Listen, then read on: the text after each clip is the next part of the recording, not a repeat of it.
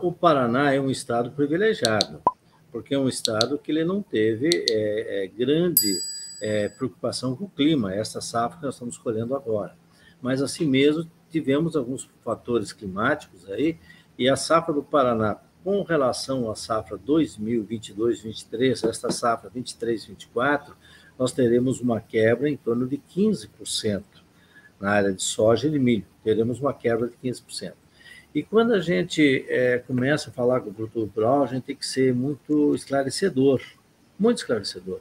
Inclusive, nesse momento agora, com o sistema econômico do Brasil que estão nos ouvindo, mesmo que nós tenhamos uma quebra de 15% nas lavouras, e que os preços estão de 30% a 40% menores do que o mesmo período de 23, quando nós fazemos um corte de janeiro de 23 para janeiro de 24, uma queda dos preços aí de 30% a 40%, mas também houve uma queda dos insumos em torno de 25% a 30%.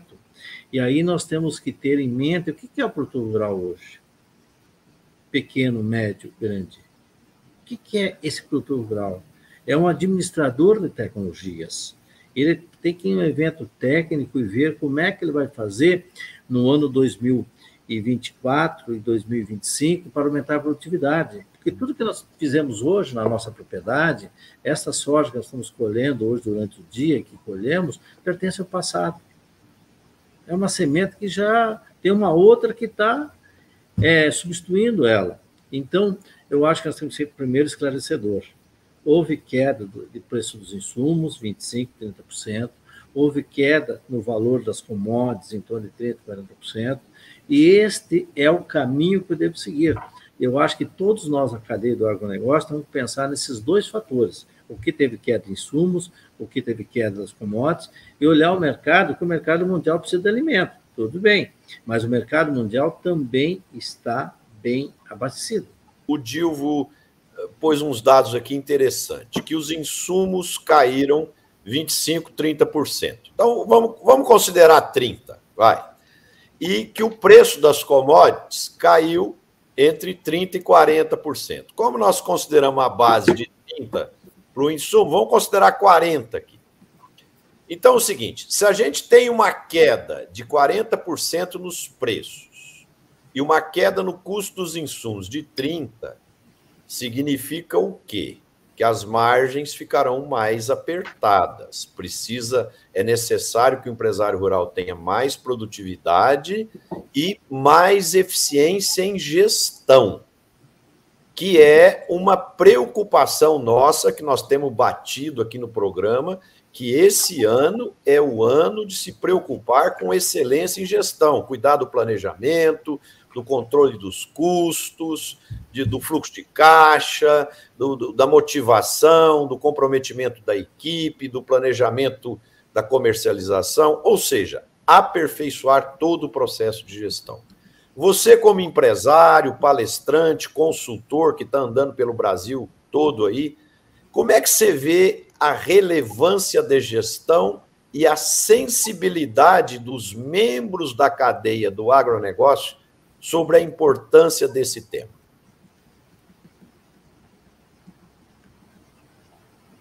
Paulo, microfone fechado. Você, Marcelo, tocou no ponto central, que é exatamente a nossa situação no momento, né?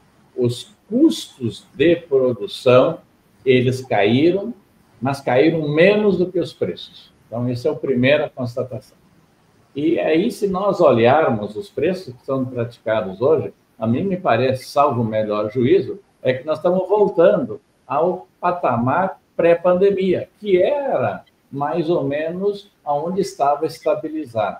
Então, a primeira conclusão que eu tiro é de que a pandemia subverteu toda a ordem das coisas, fez uma disrupção generalizada, e nós tivemos momentos de soja de R$200, milho de R$100, coisa que é absolutamente atípico, anormal e é uma bolha. Isso não é a nova realidade. A realidade é esta pré-pandemia e é que nós estamos vendo agora.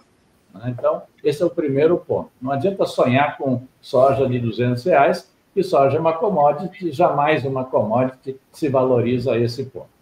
O segundo aspecto é que ainda os custos não caíram suficientemente. E aí tem dois caminhos para se perseguir.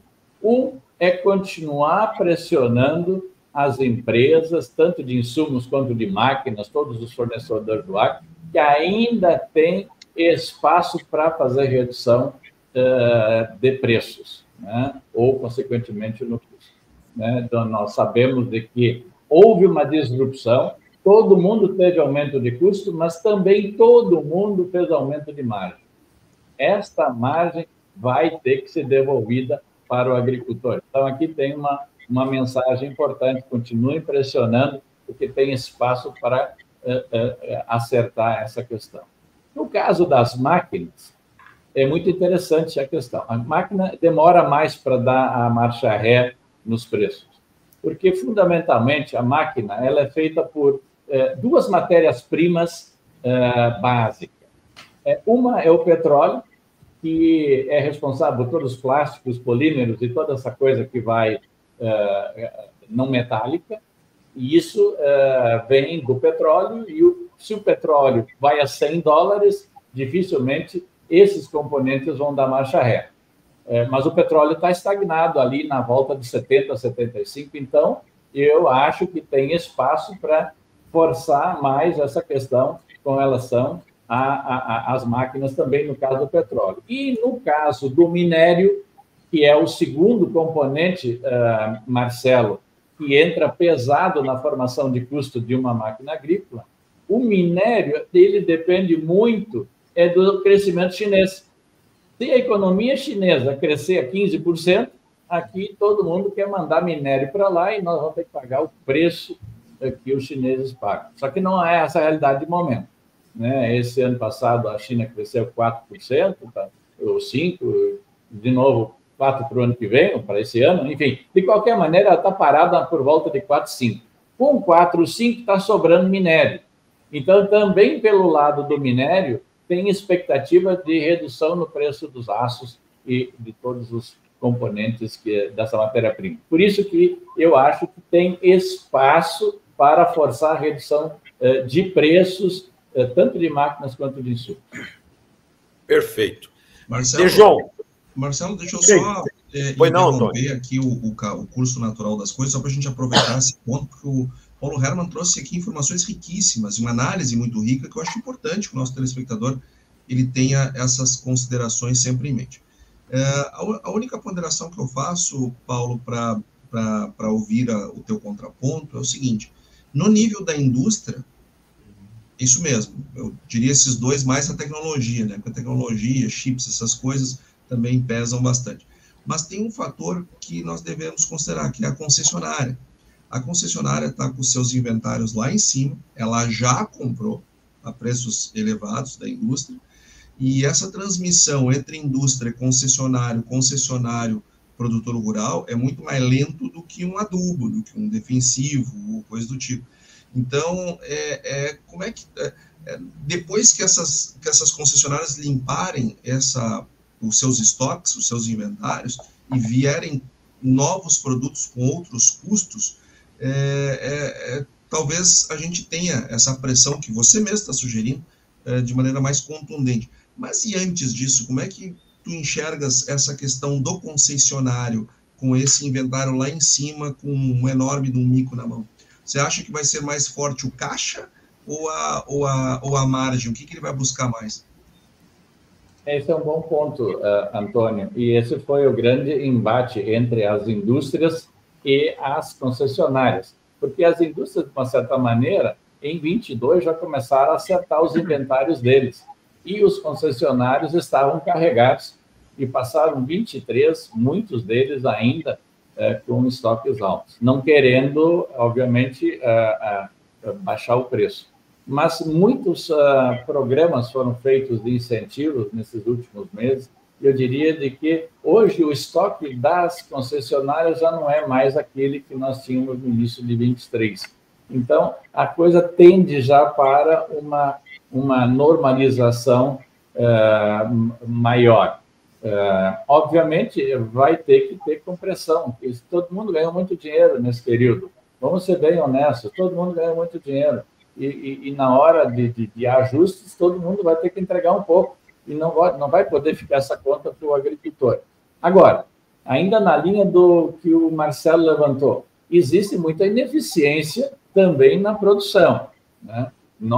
Se nós olharmos aí só de perdas de grãos, aí nós perdemos 15% por desperdícios, né? Grão produzido, com tudo gasto, etc. Ou é roedor, ou é perda na colheita, ou é perda na armazenagem, ou é no transporte, enfim, tem muita perda, tem muita ineficiência no sistema, tem tecnologia que é paga, mas que não é usada. Então, o agricultor tem, nesse momento, um grande desafio, que é mexer na sua estrutura produtiva e baixar custo, porque ele é o único, pelo menos eu não conheço outro setor, que não bota preço no seu produto.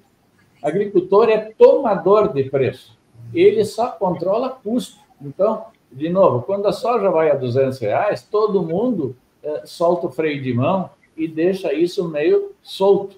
Agora que a soja volta para o patamar que é muito mais próximo da realidade dela, nós vamos ter que novamente apertar o cinto e ajustar. Tem muita despesa ainda dentro da organização, dentro da propriedade, que pode ser reduzida.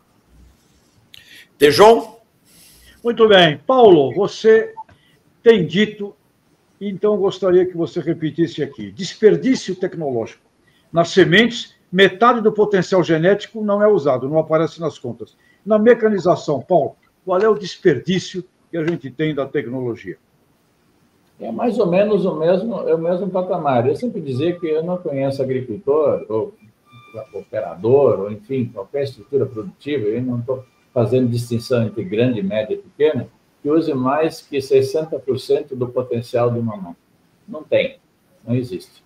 Né? Porque as máquinas andaram muito, tecnologicamente, com a globalização, nós passamos a acessar a toda a tecnologia quase em tempo real, mas o nosso preparo para o uso da tecnologia, a nossa academia está parada no milênio passado. Os agrônomos que nós estamos formando, os técnicos que nós estamos formando, eles não têm a menor noção da tecnologia que está no campo. Então, o agricultor gasta muito tempo para que ele consiga entender o que está colocado. Só que tem uma coisa, que é até, de certa forma, perversa. Se o agricultor ele usa 60% no máximo do potencial de uma máquina agrícola, mas o fabricante cobra 100%. Ou seja, ali tem um espaço, que quando nós falamos em redução de custo, em ajuste de rentabilidade, né, tem um espaço a ser percorrido.